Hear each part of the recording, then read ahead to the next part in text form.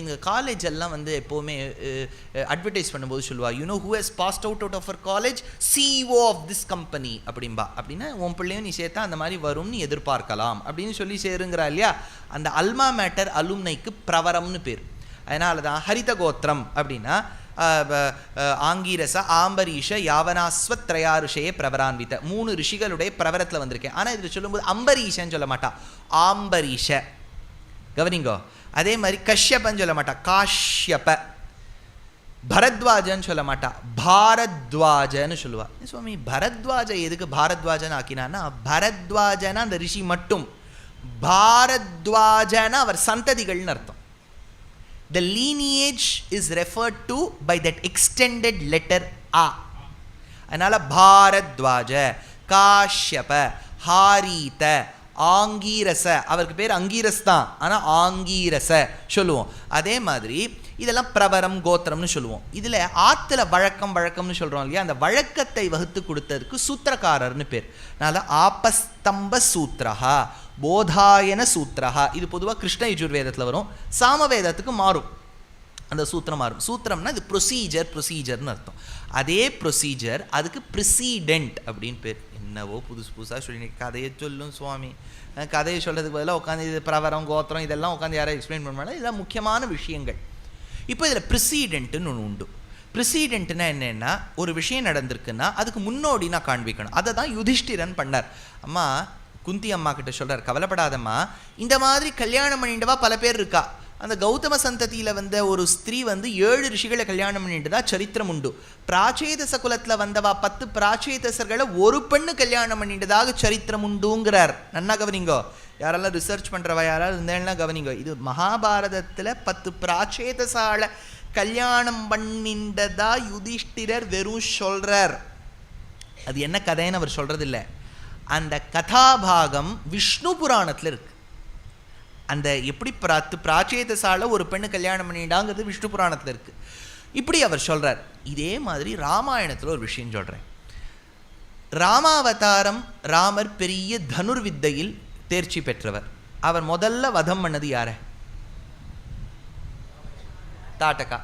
கிருஷ்ணர் வதம் பண்ணது யார் முதல்ல? பூத்தனா. இதில் ரெண்டுத்துலையும் ஏதாவது ஒற்றுமை தெரிகிறதா? 2 பேரும் ஸ்திரீகள். அடுத்தா இதில் ஒரு சாஸ்திரம் இருக்குது, ஸ்திரீயை கொல்லக்கூடாதுன்னு ஒரு சாஸ்திரம் இருக்குது. ஸ்திரீயை கொல்லப்படாதுன்னு ஒரு சாஸ்திரம். எப்படி? முதல்ல ராமர் வதம் பண்ணதே ஒரு ஸ்திரீ, கிருஷ்ணர் வதம் பண்ணதே ஒரு ஸ்திரீ. ஆம்நாய கந்தருதித ஸ்புரிதாதரோஷ்டம் ஆத்ஸ்லா விலேக்ஷண மனுக்ஷத மந்தஹாசம் கோபாலடிம்ப வபுஷம் குஹனாஜனன்யாக பிராணஸ்ய நந்தனமவைமி பரம்புமாம்சம்னர் சுவாமி தேசிகன். எப்படி அந்த ஸ்திரீயான பூத்தனையை வதம் பண்ணார்? சிரிச்சுண்டே வதம் பண்ணாராம். இது குழந்தை பாலுக்காக அழறது. அவள் முலையை கடித்தோடனே அதுக்கு விஷம் வந்தோடனே ஒரு விஷம் ரொம்ப பிடிச்சி போயிட்டான். அது எதாவது பண்ணுமா? அதனால் அது சிரிக்கிறதான். சிரிச்சும் அழுதும் இழுத்துடுத்தான். முதல்ல விஷம் வந்துதான், அடுத்தது பால் இழுத்துதான், இன்னும் இழுத்துதான், பசியில் இழுத்துதான், பாலோடு சேர்ந்து ஜீவாத்மாவும் வந்துடுத்தோ. அவர் கொல்லலை, அது சேர்ந்து வரும்போது ஜீவாத்மா வந்துடுத்தோ. அவர் என்ன பண்ணுவார்னு கேட்டார் தேசிகன். அதே மாதிரி இந்த பூதனா சம்ஹாரம் நடந்தது. தாட்டகாவை வதம் பண்ணார். சொல்லுவக்கும் கடியவேக சுடுசரம் கரிய செம்மல் அல்லுவக்கும் நிறத்தினாள் மேல் விடுதலும் அது வைரக்குன்றின் கல்லுவக்கும் நெஞ்சிற் தங்காது அப்புறம் கழன்று கல்லா புல்லருக்கு நல்லோர் சொன்ன பொருள் என போயித்தன்றேனர் கம்பர். நீர் சொல்கிறது முதல்ல தமிழா சுவாமி? அது முதல்ல சொல்லுங்க. ஏன்னா எங்கள் தமிழ்நாட்டில் தமிழை காப்போம் அப்படின்னு நிறைய பேர் கொடியை பிடிச்சி தூக்கின்னு இருக்கா. அதனால் இவ தமிழை காக்கிறாளோ, எழுவதை பண்ணுறாளோ, கொலம்ப பண்ணட்டும், எழுவதை காக்கட்டும், வாழ்க்கையில் இருக்கட்டும். ஆனால் அந்த ழக்காரம் நின்னா தானே தமிழ் ஒழுங்காக நிற்கும். எதுக்கு இது சொல்ல வந்தேன்னா, தாட்டகாவை வதம் பண்ணார் ராமர். இப்படி செய்யலாமா? அதனால தான் ராமர் ஃபஸ்ட்டு அப்போஸ் பண்ணிட்டார். விஸ்வாமித்ரரோட இன்டர்ன்ஷிப்புக்கு வந்திருக்கார் 3 மாதத்துக்கு. ஆனால் அப்போஸ் பண்ணிவிட்டார். இதை பாருப்பா சுவாமி, நீ சொல்கிறதெல்லாம் உட்காந்து நான் பண்ணிட்டு இருந்தேன்னு என் பேர் ரிப்பேர். நான் ஒரு பெண்ணை வதம் பண்ணிவிட்டு எல்லாரும் கேட்பா, ராமர் இப்படி சாஸ்திரத்தை மீறலாமான்னு. அப்போது விஸ்வாமித்ரர் அதை விட சாமர்த்தியம். நீ சொல்கிறது சரிதான், பெண்ணை வதம் பண்ணக்கூடாது. இப்போ தாட்டகாவை பெண்ணுன்னு உனக்கு யார் முதல்ல சொன்னா?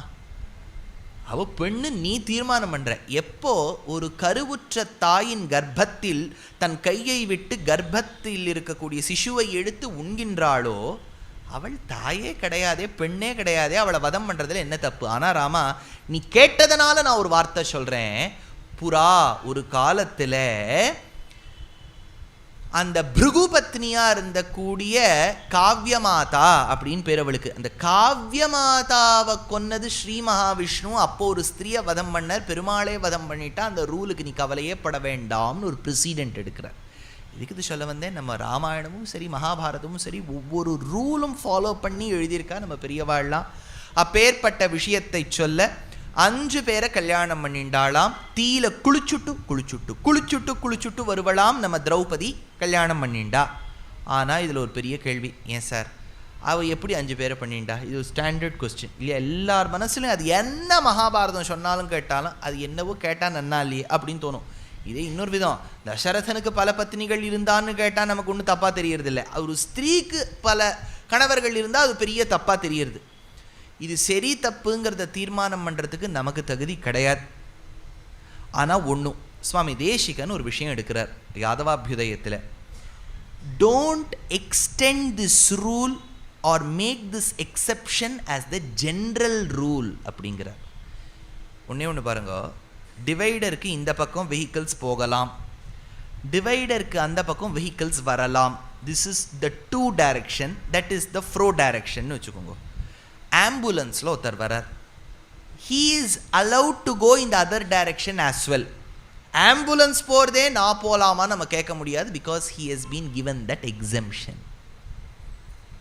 அந்த எக்ஸம்ஷன் இருப்பதை நீ ஜென்ரல் ரூல் ஆக்கிடாதே அப்படிங்கிறார் சுவாமி தேசிகன். அதோடு நம்ம நிறுத்திக்கணும், இதுக்கு மேலே விசாரம் வேண்டாம். அவள் எத்தனை பேரை கல்யாணம் பண்ணிட்டா, இப்போ வேறு வழி இல்லை. அதனால் அவளுக்கு அந்த ஒரு பூர்வ ஜன்மத்தின் பாப பலனாக இப்படி கிட்டியது. இப்பேற்பட்ட ஒரு காலகட்டத்தில் அந்த சுந்தன் உபசுந்தன் கதாபாகத்தை சொல்லி நாரத மகர்ஷி இவாளுக்குள்ளே சண்டை இருக்கப்படாதுன்னு ஒரு ஒப்பந்தம் பண்ணிக்க சொல்கிறார். அந்த ஒப்பந்தம் இருக்கக்கூடிய காலத்தில் ஒரு நாள் அந்தப்புரத்துக்குள்ளே அர்ஜுனன் பிரவேசிக்க அவன் சாப விமோச்சனம் தேடி பிராயஷ்சித்தத்துக்காக தீர்த்த யாத்திரை செல்கின்றான்.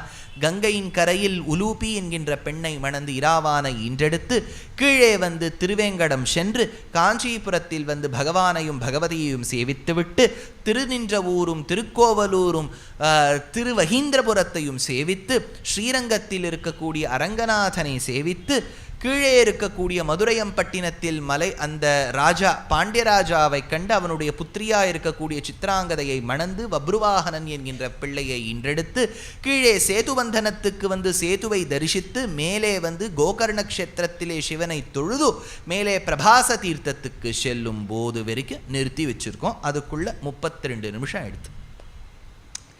இப்போ மேலே கதாபாகம் என்னன்னா, இவர் எதுக்கு பிரபாச தீர்த்தம் போனார்?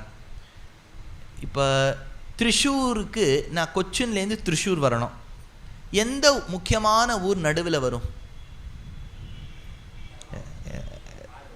ஆலுவா வரும்னு வச்சுக்கோங்களேன். இப்போ நான் இப்படி வரேன்னு வச்சுக்கோங்களேன், கொச்சின்லேருந்து திரிஷூர் வரணும், திருவனந்தபுரம் வழியாக வரேன் அப்படின்னா இதுக்கு பேர் என்ன? சுத்துன்னு பேர். இவர் நேர மேலே போகாமல் ஹஸ்தினாபுரத்துக்கு எதுக்கு பிரபாச தீர்த்தம் குஜராத் வரைக்கும் போயிட்டு வர்றாரு. அங்கே தான் இப்போ ஒரு விறுவிறுப்பாக இருக்கே, எதுக்கு குஜராத்துக்கு இவர் இப்போ போகணும், பிரபாச தீர்த்தத்துக்கு போகணும்னு ஒரு கேள்வி. அதுக்கு கவி சமாதானம் சொல்கிறார்.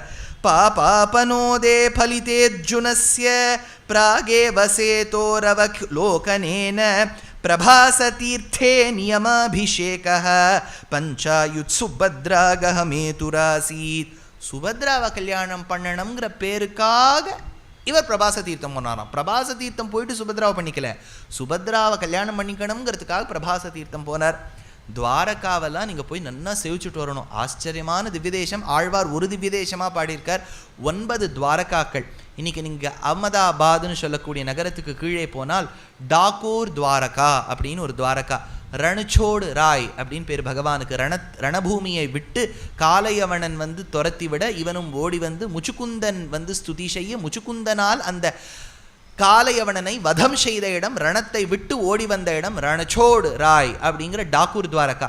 இன்னும் நீங்கள் கீழே போனேன்னா வீராவல் அப்படிங்கிற ஊரில் இருக்கக்கூடிய முக்தி துவாரகா, அங்குதான் பகவானின் திருவடியை நோக்கி அந்த வேடுவனானவன் அம்பு எய்த இடம். அதுக்கு பிரபாச தீர்த்தம்னு பேர். அதுக்கு முக்தி துவாரகா என்று பெயர். இதுக்கு வீராவல் பிரபாச தீர்த்தம்.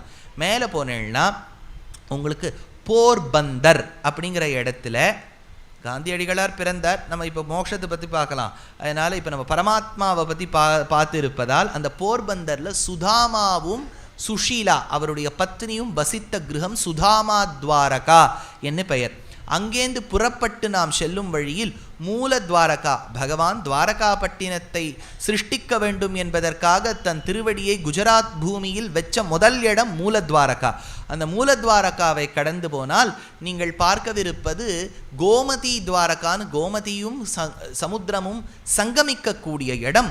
அவ்விடத்தில் இருக்கக்கூடிய கோமதி துவாரகா முக்கியமான துவாரகா, துவாரகாதீஷ் அப்படின்னு கொண்டாடக்கூடிய துவாரகா. சங்கராச்சாரியால் தன்னுடைய பீட்டங்களில் ஒன்றாக வைத்த இடம் அந்த துவாரகா.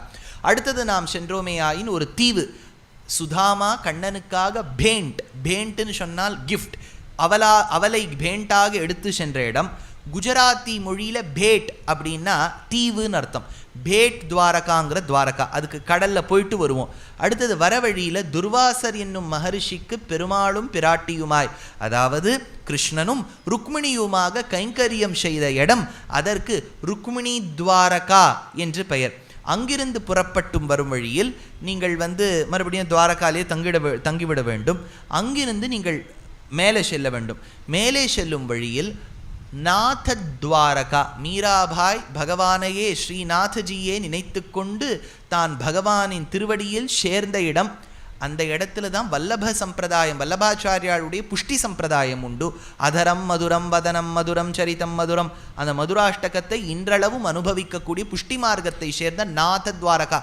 ரொம்ப ஆச்சரியமாக இருப்பார். அதுவும் ஒவ்வொரு துவாரகாவும் நான் சொல்லிட்டு வரேன் பாருங்க, ஒன்றுத்துக்கு மேலே ஒன்று கிருஷ்ணர் அழகு, கிருஷ்ணர்னாலே அழகு. அதுலேயும் இதில் அலங்காரம் பண்ணுவா பாருங்கோ, அதுலேயும் அவர் ஷாட்டுண்டே இருப்பார். அது என்னென்னா அந்த குஜராத் கோவில்கள்லாம் ஆனால் திரைய போட்டுருவா. என்ன சுவாமி பண்ணுறார், ஷாட்டுன்னு இருக்கார், சப்பன் புக் ஷாட்டுன்னு இருக்கார். இப்போ தானே ஷாட்டர் இல்லை, எங்கள் பகவான் எங்களை மாதிரி ஷாட்டுண்டே இருப்பார், அதனால் திரையை போட்டுண்டே இருப்பா. அது இருக்கக்கூடியது நாத துவாரகா. கொஞ்சம் அங்கேருந்து ஒரு அரை மணி நேரம் தொலைவில் போனேன்னா காங்க்ரோலி அப்படின்னு ஒரு இடம். அந்த இடத்தில்தான் அவுரங்கசீப் என்னும் ஒரு பெரிய பாகவதோத்தமர் வரும்போது அந்த பெருமாளுக்கு எதுவும் ஆயிடக்கூடாதுங்கிறதுக்காக எப்படி இங்கே குருவாயூரப்பனை அம்பலப்புழையில் வைத்தார்களோ அதுபோல் இருக்கக்கூடிய காங்க்ரோலி துவாரகா. இப்பேற்பட்ட துவாரகாக்களுக்கு ஓர் இடம் பிரபாச தீர்த்தம். பிரபாச தீர்த்தத்துக்கு சென்றானாம், அதை சொல்கிறார். அடுத்தது அர்ஜுனன் துவாரகையை அடைந்த பிறகு அந்த துவாரகையின் அழக வர்ணிக்கிறார் சுவாமி தேசிகன். பிரபூதரத்னத்யுதிகேசரம் தத் பிரவாள பத்ரௌக பரீதபார்ஷ்வம் ஸ்தானே ஹரேரிஷ்ட தமம் ததாசீது சம்பூதி ராஜீவம் இவேந்திராயாக. அழகாக வர்ணிக்கிறார். இவ இந்திராயாக, இந்திரான்னு சொன்னால் ஸ்ரீ மகாலட்சுமி, அவள் வசிக்கக்கூடிய பீட்டமாக கொண்ட இடம் ஒரு தாமரை. தாமரையில் இருக்கக்கூடிய இதழ்கள் எவ்வளவு மென்மையோடு அழகாக இருக்கின்றனவோ, எப்படி அதன் மத்தியத்தில் இருக்கக்கூடிய கேசரத்திலிருந்து மெம்மேல இருக்கக்கூடிய கொடிகள் பிறக்கின்றனவோ, எப்படி அதற்கு தண்டு இருக்கின்றதோ, எப்படி சுற்றிலும் ஜலம் இருக்கின்றதோ, அதுபோல் இருக்கின்றதாம் துவாரகாப்பட்டினம். அது எப்படி சொல்றார், துவாரகாப்பட்டினம்ங்கிறது அழகான தாமரையாம். அந்த தாமரை போன்ற துவாரகாப்பட்டினத்தில் ரத்தினங்கள் பொருந்திய மாடங்கள்னு சொன்னால் அப்பார்ட்மெண்ட்ஸ். நம்ம என்ன அப்பார்ட்மெண்ட்டுன்னு இப்போ சொல்கிறோம் இல்லையா, இந்த apartment concept has always been in the vogue. அதனால தான் மயிலாப்பூரில் அன்றைக்கே வந்துடுத்தூன்னார் திருமங்கை ஆழ்வார். மீனவர் பொய்கை நான்மலர் கொய்வான் வேட்கையினோடு சென்னழிந்து காணவர் வேழம் கையெடுத்து தளரக்கரா அதன் காலினை கதுவ ஆனையின் துயரம் தீர புல்வூர்ந்து சென்று நின்று ஆழி தொட்டானை தேன் அமர்ஷோலை மாடமாமயிலை திருவல்லிக்கேணி கண்டேனே. மயிலை மயிலாப்பூர், மாடமாமயிலை வீடுக்கு மேலே வீடு இருக்குன்னார். அதனால் வீடுக்கு மேலே வீடு இருக்கக்கூடியது மயிலாப்பூர். அதே மாதிரி இருக்கக்கூடியதாம் துவாரகை. அதில் ஒவ்வொரு வீடை சுற்றியும் ரத்னங்கள் சுற்றி இருக்கான். அதனால தான் ஆண்டாள் சொல்லும்போது தூமணி மாடத்து சுற்றும் விளக்கெரிய தூவம் கமழ துயிலன மேல் கண் வளரும்னா. அது எப்படின்னா